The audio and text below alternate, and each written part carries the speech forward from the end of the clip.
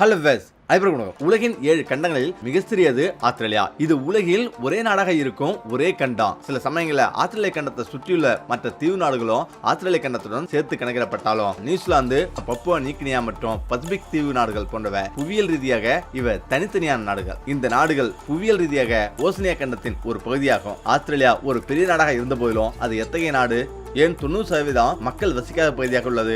ஆஸ்திரேலிய கண்டம் எப்படி கண்டுபிடிக்கப்பட்டது? இந்த நாட்டில் பார்ப்பதற்கு என்ன இருக்கிறது? ஆஸ்திரேலியா ஒரு கண்டமாக சிறிதாக இருந்தாலும் ஒரு நாடாக அது மிகவும் பெரியது. இது உலகின் 6வது பெரிய நாடாகும். இதன் பரப்பளவு 76,88,027 சதுர கிலோமீட்டர் ஆகும். இது பங்களாதேஷை விட 52 மடங்கு பெரியது. இவ்வளவு பெரிதாக இருந்த போதிலும் இந்த நாட்டின் மக்கள் தொகை 27.5 மில்லியன் மட்டுமே. அதே நேரத்தில் பங்களாதேஷின் டாக்கா பிரிவில் மட்டும் 40 மில்லியனுக்கு மேலாக வாழ்கின்றனர். ஆஸ்திரேலியா அடிப்படையில் ஒரு தீவு நாடு, இருப்பினும் அது ஒரு தீவாக கருதப்படவில்லை. ஆஸ்திரேலியாவை ஒரு தீவாக கருதினா அது உலகின் மிகப்பெரிய தீவாக இருக்கும். இந்த நாடு வடக்கே திமோர் கடல், அரபு கடல், கிழக்கே பவளக்கடல் மற்றும் தெற்கே பியாஸ் ஜலந்தி மற்றும் மேற்கே இந்திய பெருங்கடல் ஆகியவற்றால் சூழப்பட்டிருக்கு. நாடு கடலால் சூழப்பட்டிருந்தாலும் ஆஸ்திரேலியாவில் ஒரு சதுர கிலோமீட்டருக்கு 36 பேர் மட்டுமே வசிக்கின்றனர். இது உலகின் மிக குறைந்த மக்கள் தொகை அடர்த்தி கொண்ட நாடுகள்ல ஒன்றாகும். கடலால் சூழப்பட்ட இந்த நாடு உலகின் பிற பகுதியிலிருந்து வெகு தொலைவில் அமைந்துள்ளது. இது உலகின் மிகவும் தொலைதூர நாடுகள்ல ஒன்றாகும். இது தாழ்வான, தட்டையான, வறண்ட மற்றும் பரந்த நிலவரப்பை கொண்டது. ஆஸ்திரேலியா கண்டம் உலகின் மிகப்பெரிய பவளப்பாறையாக கிரேட் பேரியர் ரிப்பன். இது உலகின் இயற்கை அதிசயங்கள்ல ஒன்றாகும். பல வகையான கடல் உயிர்களை காணக்கூடிய ஒரு அதிசயம் இங்க இருக்கும். இந்த பவளப்பாறை விண்வெளியில் இருந்து வெறும் கண்ணால் பார்க்கக்கூடிய அளவுக்கு பெரியது. மேலும் ரெட் சென்டரில் புகழ்பெற்ற உள்ளுருவும் உள்ளது. ஆஸ்திரேலியா பழங்குடி கலாச்சாரத்தின் ஒரு முக்கிய அங்கமாக இந்த மலை 36 கிலோமீட்டர் நீளமும் 24 கிலோமீட்டர் அகலமும் சுமார் 1142 அடி உயரமும் கொண்டது. அத்தனை பெரிய அளவு இருந்த போதிலும் அது ஒரே பாறையால ஆனது என்பதுதான் ஆச்சரியமான விஷயம். இது பூமியில் உள்ள மிகப்பெரிய ஒற்றை பாறையாகும். இது வெவ்வேறு பருவங்களிலும் வெவ்வேறு நேரங்களிலும் கூட வெவ்வேறு வண்ணங்களை கொண்டிருப்பதாக நம்பப்படுகிறது. உள்ளூர் 650 மில்லியன் ஆண்டுகள் பழமையானது. மேலும் இந்த பாறையின் அமைப்பு மிகவும் மர்மமானது. அது எப்படி உருவானது என்பதை விஞ்ஞானிகள் இன்னும் முழுமையா புரிந்து கொள்ள முடியவில்லை. ஆஸ்திரேலியா மிகவும் வளர்ந்த மற்றும் செல்வந்த நாடாக மாறியுள்ளது. அதன் தலைநகரம் கான்பெரா. ஆனா மிகவும் பிரபலமான நகரம் சிட்னி, மெல்போர்ன் தவிர பிரிஸ்பேன், பெர்த் மற்றும் அடிலே ஆகியவை குறிப்பிடத்தக்க நகரங்கள். இந்த நகரங்கள் அவற்றின் நவீன வாழ்க்கை முறைக்கு பெயர் பெற்றது. இந்த நகரங்கள் மிகவும் அழகாகவும் பளபளப்பாகவும் காட்சிப்படுத்துவது. நாட்டின் மக்கள்ல 85 முதல் 90% பேர் இந்த கடலோர நகரங்கள்ல வாழ்கிறார்கள். ஆஸ்திரேலியா உலகில் உள்ள ஏறக்குறைய அனைவருக்கும் சிட்னி ஓபரா ஹவுஸ் தெரியும். இது சிட்னி கடற்கரையோரத்தில் அமைந்துள்ளது. ஆஸ்திரேலியாவின் ஒரு கலாச்சார சின்னமாக அமைந்துள்ளது. இந்த மக்கள் மீன்பிடித்த தொழிலில் ஈடுபடுகின்றனர். பல வீடுகளில் படகுகளுடன் இங்கு காணலாம். ஆஸ்திரேலியர்கள் இந்த நாட்டில் வாரந்தோறும் வெயில் நாட்களிலும் ஞாயிற்றுக்கிழமைகளிலும் கூட மீன்பிடிப்பதை விரும்புறாங்க. ஆஸ்திரேலியாவில் லெஸ்கேலக் 90 மைல் அளவுக்கு கடற்கரை கொண்டது. நியூசிலாந்திலும் 90 மைல் பீச் எனப்படும் கடற்கரை உள்ளது. சுராசியமானது நியூசிலாந்தின் கடற்கரையின் நீளம் 53 மைல்கள் மற்றும் ஆஸ்திரேலியாவின் கடலின் நீளம் 94 மைல். ஆஸ்திரேலியாவில் நீங்கள் பெரிய பாலைவன பகுதிகள், பெரிய நிலவரப்பை காணலாம். இந்த பகுதியும் நாடும் அவற்றின் தனித்துவமான விலங்கினங்களுக்கு பெயர் பெற்றது. இங்கு நீங்கள் விசித்திரமாக காணக்கூடிய சில விலங்குகளும் பறவைகளும் உள்ளது. பூமியில் வேறு எங்கும் நீங்க அவற்றை காண முடியாது. அவை அகணிய விலங்குகள் என்று அழைக்கப்படுகிறது. அவற்றில் சிலவற்றை பார்க்கலாம்.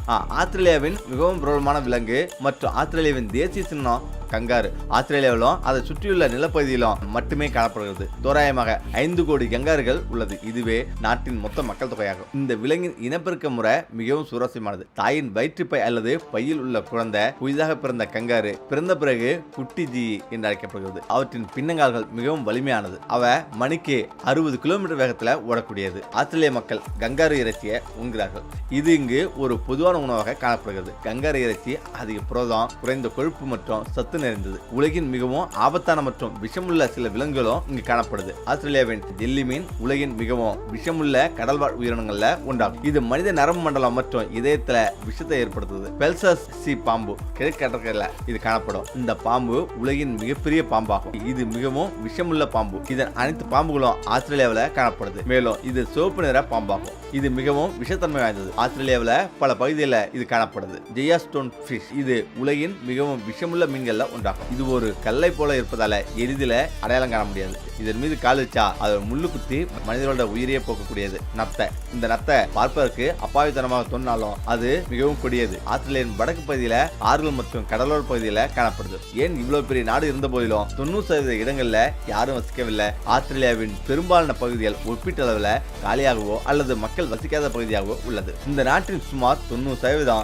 மக்கள் வசிக்காத பகுதியாக ஆகிவிட்டது. நாட்டின் ஏறக்குறைய முழு மக்களும் கடலோர பகுதியில் வசிக்கின்றனர். பெரும்பாலான மக்கள் சிட்னி, மெல்போர்ன், பிரிஸ்பேன், பிரிஸ்பேன் மற்றும் அடிலைட் போன்ற நகரங்களில் வாழ்கின்றனர். ஆஸ்திரேலியாவின் உட்பகுதி பொதுவாக அவுட்பேக் என்று அழைக்கப்படுகிறது. இந்த பகுதியில் மக்கள் வசிப்பதற்கான எந்த இடமும் காணப்படவில்லை, ஏனெனில் இது ஒரு அவுட்பேக் பகுதியாகும். இப்பகுதியின் பெரும்பகுதி வறண்டு கிட்டத்தட்ட ஒரு பாலைவனம் போல உள்ளது. இந்த இடங்கள்ல மழைப்பொழிவின் அளவு மிகவும் குறைவு, பெரும்பாலான நாட்கள்ல மிகவும் குறைவாகவே இருக்கும். மேலும் கடுமையான காலநிலை மற்றும் நிலத்தின் தன்மை இந்த பகுதியில குடியிருப்புகள் உருவாக்குவதற்கு தடைகளை உருவாக்குது. இங்கு வணிக நடவடிக்கைகள் மற்றும் உள்கட்டமைப்புக்கான வாய்ப்புகள் குறைவாகவே உள்ளது. ஆஸ்திரேலியாவில் ஆறுகளின் எண்ணிக்கை மிகவும் குறைவு.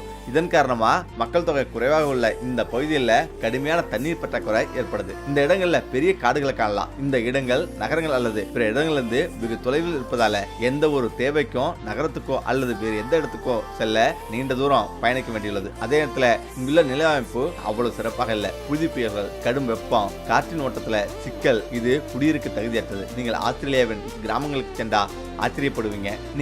நீங்கள் பல கிலோமீட்டருக்கு பிறகு சில கிலோமீட்டர் பயணம் செய்வீங்க. ஆனா நீங்கள் எந்த மக்களையும் பார்க்க முடியாது. அடிவானம் முழுவதும் பயிர் நிலங்கள் அல்லது கால்நடை பண்ணைகளை மட்டுமே காண்பீங்க. இந்த இடங்கள் மிகவும் அமைதியாகவும் நிம்மதியாகவும் உள்ளது. ஆஸ்திரேலியா பொதுவாக உலகின் மிக குறைந்த ஊழல் நிறைந்த நாடுகளை ஒன்றா கருதப்படுது. ஊழல் விகிதம் மிக குறைவு மற்றும் நாடு ஊழலுக்கு எதிராக கடுமையான நடவடிக்கையை எடுக்குது. டிரான்ஸ்பரன்சி இன்டர்நேஷனல் என்ற சர்வதேச அமைப்பின் 2023 அறிக்கையின்படி ஆஸ்திரேலியா நாடுகள்ல 14வது இடத்துல உள்ளது. இதுல இந்தியா 93வது இடத்திலும் பங்களாதேஷ் 149வது இடத்திலும் உள்ளது ஊழல்ல மட்டுமே. இந்த நாட்டு மக்கள் மிகவும் நேர்மையாகவும் நாகரிகமாகவும் இருக்கிறார்கள். அவர்களின் கார்கள் தங்கள் வீடுகளுக்கு வெளியே அல்லது சாலையோரத்தில் நிறுத்தப்படுகிறது. அது திருடப்படும், உடைக்கப்படும் என்ற பயம் இல்ல. இங்கு யாரும் வீட்டின் கதவை பூட்டவில்லை என்றால் வீட்டில் உள்ள உங்கள் பொருட்கள் திருடப்பட்டுவிடும் என்ற பயம் இருக்காது.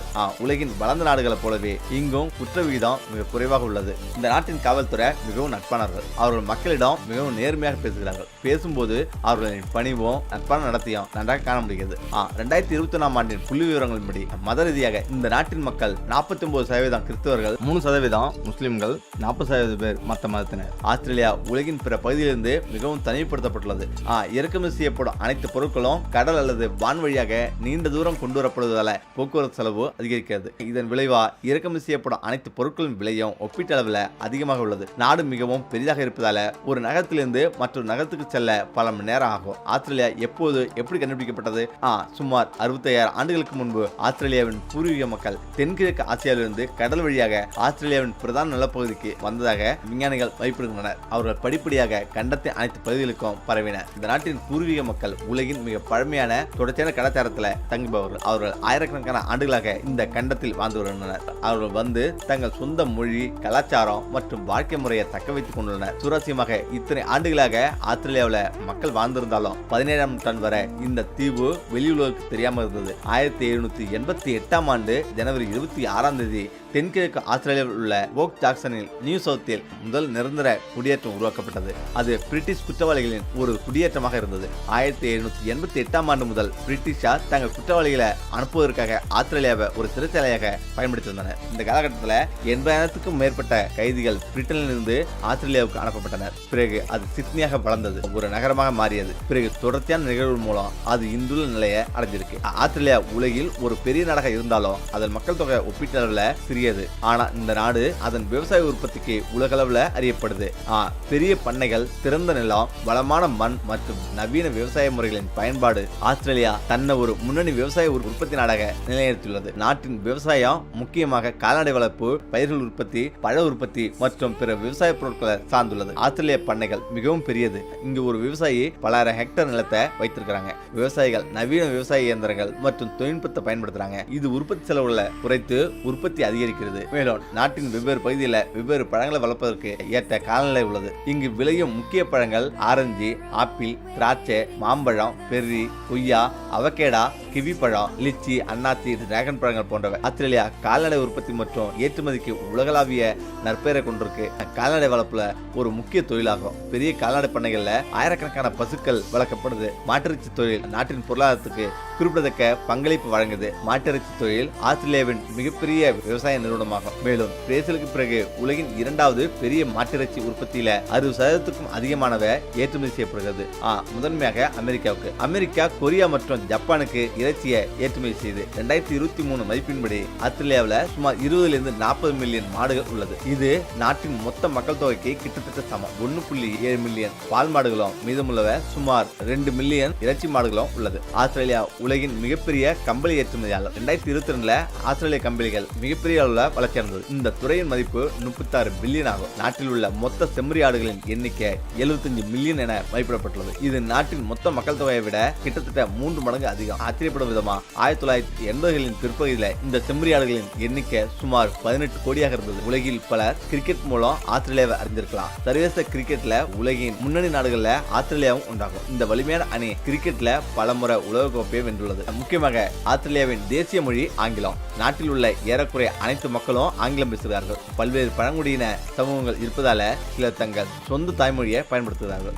ஆனா பெரும்பாலான மக்கள் ஆங்கிலத்தில் தேர்ச்சி பெற்றுள்ளனர். அதுவே அவர்களின் அன்றாட வாழ்வில் பயன்படுத்தப்படுவதால உலகெங்கிலும் இருந்து பல மாணவர்கள் உயர்கல்வியை தொடர இங்கு வருகிறார்கள். ஆஸ்திரேலியாவில் ஆஸ்திரேலிய தேசிய பல்கலைக்கழகம் போன்ற பல பிரபலமான மற்றும் உலகத்தரம் வாய்ந்த கல்வி நிறுவனங்கள் உள்ளது. மெல்போர்ன் பல்கலைக்கழகம், சிட்னி பல்கலைக்கழகம், குயின்லாந்து பல்கலைக்கழகம், இப்படி பல வகையான பல்கலைக்கழகங்கள் இங்கு உள்ளது. 2025 தரவரிசைப்படி இந்த நாட்டில் 30 முதல் 90 வரையிலான 6 பல்கலைக்கழகங்கள் உள்ளது. ஆஸ்திரேலிய கண்டம் இந்தியா, பங்களாதேஷ் அல்லது உலகின் பருவகால சுழற்சி போன்றது. வடக்கு பகுதி இதற்கு நேர்மாறாக வேறு சுழற்சி கொண்டுள்ளது. அதாவது இந்தியாவிலும் பங்களாதேஷிலும் குளிர்காலமாக இருக்கும்போது இங்கு வேறுமாறியாக இருக்கும். இங்கே நியூசிலாந்து போல 6 பருவங்களுக்கு பதிலாக இந்த நாட்டில் நாம் 4 பருவங்களை காண்கிறோம். கோடை, குளிர், வசந்தம் மற்றும் இலையுதிர் காலமாகும். ஆஸ்திரேலியாவின் கிட்டத்தட்ட முழு பகுதியையும் இது உள்ளடக்கியிருக்கு. முக்கியமாக ஆஸ்திரேலியாவில் 18 முதல் 20% பாலைவனமாகும். இது உலகின் 4வது பெரிய பாலைவனமாகும். ஆஸ்திரேலியாவில் மழைப்பொழிவின் அளவும் வகையும் மிகவும் வேறுபட்டது. காலநிலை பொறுத்து இது உலகின் வறண்ட கண்டங்கள்ல ஒன்றாகும். இங்கு பெரும்பாலான பகுதிகளில் மழைப்பொழிவு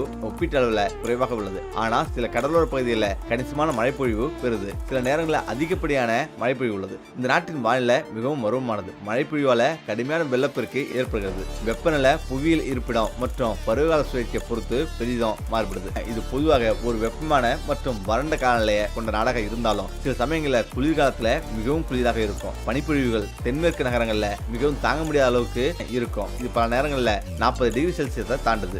ஆஸ்திரேலியாவில் பொது இடங்கள், வணிக கட்டடங்கள் மற்றும் குடியிருப்பு பகுதிகளின் பிரதான சாலைகள்ல தீயணைப்பு குழாய்களை காணலாம். அதாவது எங்கேயாவது தீ ஏற்பட்டா தீ அணைக்க இந்த இடங்களிலிருந்து தண்ணீர் பயன்படுத்தப்படுது. ஆஸ்திரேலியாவின் நாணயத்தின் பெயர் ஆஸ்திரேலிய டாலர். ஒரு ஆஸ்திரேலிய டாலர் 65 இந்திய ரூபாய்க்கு சமம். ஆஸ்திரேலியாவில் குறைந்தபட்ச ஊதியம் ஒரு மணி நேரத்துக்கு 24 ஆஸ்திரேலிய டாலர். நீங்கள் வாரத்துக்கு 32 மணி நேரம் வேலை செஞ்சா அந்த தொகை $915. அதாவது ஒருவர் வாரத்துக்கு 32 மணி நேரம் வேலை செஞ்சா அவருக்கு மாதத்துக்கு $4000 வரும். இந்திய ரூபீஸ்ல இது 3 லட்சம் ரூபாய்க்கு மேல வரும். இங்கே சம்பளம் ஒவ்வொரு வாரமும் வழங்கப்படுது. ஆஸ்திரேலியாவில் ஏறக்குறைய எல்லா இடங்களிலும் ரிக்ஷா, வேன்கள், ஆட்டோக்கள் இது போன்ற வாகனங்களை காண முடியாது. இந்தியா அல்லது பங்களாதேஷில் இருப்பது போல எந்த கடைகளையும் நீங்க காண முடியாது. எனவே நீங்கள் பல்வேறு தேவைகளுக்காக வெளியே செல்ல வேண்டியிருந்தா உங்களிடம் சொந்த கார் இருக்க வேண்டும். இல்லையெனில் நீங்கள் பல சிக்கல்களை சந்திப்பீங்க. இதன் காரணமா ஆஸ்திரேலியாவில் கார்களின் எண்ணிக்கை மிக அதிகமாக உள்ளது. 2024 நிலவரப்படி ஆஸ்திரேலியாவில் 2,07,00,000 பதிவு செய்யப்பட்ட கார்கள் உள்ளது. இது நாட்டில் உள்ள மொத்த கார்களின் எண்ணிக்கை மக்கள் தொகையை விட சுமார் 20% அதிகமாகும். இந்த நாட்டில் கடன் மூலம் ஒரு காரை வாங்குவது மிகவும் எளிது. மிகப்பெரிய நாடாக இருப்பதால ஆஸ்திரேலியா இங்கு முக்கியமாக 3 மணி நேர மண்டலங்கள் உள்ளது. உலகின் மிகப்பெரிய பறக்கும் பறவையான வாண்டரிங் ஆல்பர்ட் பொதுவா தென் அரைக்கோளத்தின் கடல்களில் காணப்படுது. தென் துருவத்துக்கு மிக அருகில் அமைந்துள்ளதால இந்த பறவை ஆஸ்திரேலியாவிலும் காணலாம். இந்த பறவையின் ரெக்கைகளின் நீளம் 11 அடி வரை இருக்கலாம். இது மற்ற பறக்கும் பறவைகள் தான் ஒப்பிடும்போது மிகவும் பெரியது. வாண்டரிங் ஆல்பர்ட்டின் ஆயுள் காலம் 50 ஆண்டுகள். ஆஸ்திரேலியா ஒரு பன்முக கலாச்சார நாடு. இது உலகின் மிகவும் மாறுபட்ட நாடுகள்ல ஒன்றா அறியப்படுது. ஆஸ்திரேலியாவின் மொத்த மக்கள் தொகையில சுமார் 30% மக்கள் மற்றொரு நாட்டில் பிறந்தவர்கள். அதாவது ஆஸ்திரேலிய மண்ணில் பிறக்காம வேறு நாட்டில் இருந்து வந்தவர்கள். இந்த மாறுபட்ட மக்கள் தொகையில 200க்கும் மேற்பட்ட இனக்குழுக்களை சேர்ந்த மக்கள் உள்ளனர். ஆஸ்திரேலியாவில் உள்ள மக்கள் வேறு மொழிகள், மதங்கள் மற்றும் கலாச்சார மரபுகளை மதிக்கிறார்கள். அனைத்து இனக்குழுக்களும் அதிகாரப்பூர்வமாக சமமாக சம உரிமைகளும் வாய்ப்புகளும் உறுதி செய்யப்பட்டுள்ளது. ஆஸ்திரேலியாவின் பன்முக கலாச்சார அம்சங்கள் கல்வி, உணவு, கலாச்சாரம் மற்றும் பலவற்றில் ஆழமான தாக்கத்தை ஏற்படுத்தியுள்ளது. ஓகே, நம்ம இதோட பிரச்சனையை மீண்டும் அடுத்த